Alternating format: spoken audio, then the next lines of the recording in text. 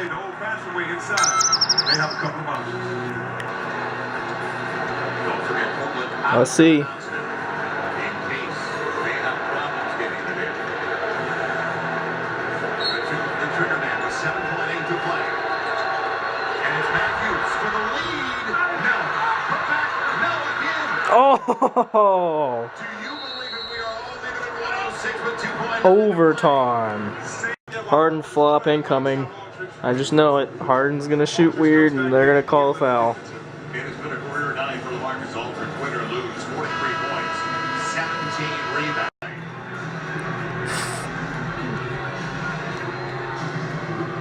Good size. This place is gonna go nuts if someone hits a shot. Right now with Lopez guarding Chandler. Make sure that you stay focused on him because sometimes the inbound man. It's gonna be insane. Especially with a 7-footer on him. And a slower foot. Harden on the weak side.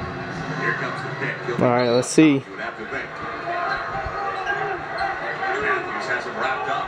Can they get it in? Yes, they do. Harden for the win. Overtime. Come on, Lillard. Clutch. Take the lead. Timeout, Kevin McHale.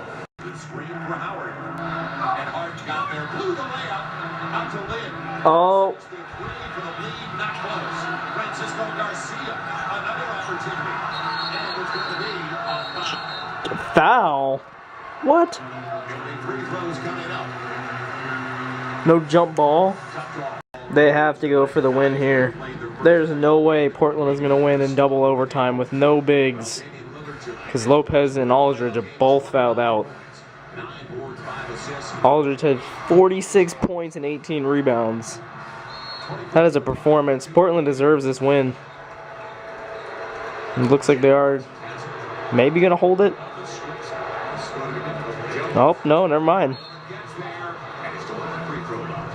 Come on, Lillard. Hit these. Here it is. Clutch. Come back to OKC, man. Carson brings it in. 17 seconds left in overtime with a 1-point lead for Portland. Let's see what happens. Batum all over Harden. Solid Breeze takes the 3 right away. Strong. Howard. And 3-line with a loose ball foul. Another same. Talk about pressure. And the focal point of game 1. Oh, man. Dwight Howard fouled out. That's a makeup call right there. He's not supposed to make these two. Come on, Freeland. It's very hard, and you're right. The pressure from being out all season, coming in the playoffs, and expected to make these big buckets temporarily. Come on, Freeland. Gets the second. Second. Spacing into one corner. God, this is such a good game. Some BS fouls, but pretty good game.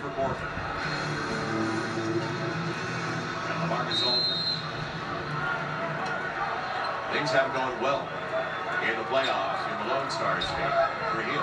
If his teammates get a win, because he's fouled out. They're looking at 3. Harden in trouble. When they get it off for time. Step back. No. Oh. Wow. What a messy bed. Ugh. Man. What a day for the playoffs, though. Start with Rockets, Blazers, 122-120. Harden missed the potential game-tying shot, and I don't know what he was doing. He had his back to the basket, I think around like 5 seconds left, and kind of just sat there until like 2 seconds left, and then all the Rockets fans started yelling at him, pretty much. Like, you could hear them all like, "Go!" And he missed the shot. My guess is he was looking for KD or Russ to pass it to for the game, and they weren't there. So yeah, Harden, you take your talents back up north. Come back up to OKC, where you like to be. Because he said that too. He said if it weren't for money, he'd be in OKC, no doubt. So, well. And then had Bobcats Heat. Bobcats actually held their own against the Heat pretty well, I thought. So, I mean, it was one-sided refereeing, or one-sided officiating, I should say. And the Heat got out of there with a 12-point lead. Got out of their own home with a 12-point lead. So, there's that. And then I'm trying to figure out how to place my MacBook because there's liquids over here, so I don't want to place it right there. If it falls over, the thing gets water everywhere on it. So, but yeah, the Heat got out of there with a win. Spurs, Mavs are up like 12 in the fourth quarter, and then the Spurs go on like a 17-2 run to close the game, and Spurs won by 5. So that was a crazy game. OKC is still the only playoff team that's played at home and is led wire to wire, and also has the largest margin of victory. We've won that game by 14 points. So that's a pretty cool stat. And 5 of 8 teams have lost their home court advantage for the first round. 5 of 8 teams have, they've lost at home for game 1. That's crazy. I think last year on the first day, the home team took all of it. Like, I don't know what the first day was last year. Maybe even all game 1s last year were taken at home, I think. I don't know. Or maybe it was just the day the Thunder were playing, which was the second day of the playoffs, and not the first like this year. So, yeah, there's that. It's been a crazy day. What else today? I think I sat in bed all day. Like, my muscles have been hurting from sitting in bed all day. Like, my knees have gotten really stiff. I don't know what's up with that, but they've gotten real stiff, like, up on the upper part of my knee and, like, inside right here. I don't know. It's been weird. I noticed some kind of gland right here, or node right here. It's, like, on the back. I don't know. It's right there. I don't know if you guys can see that. I'll just zoom over so you guys find my finger.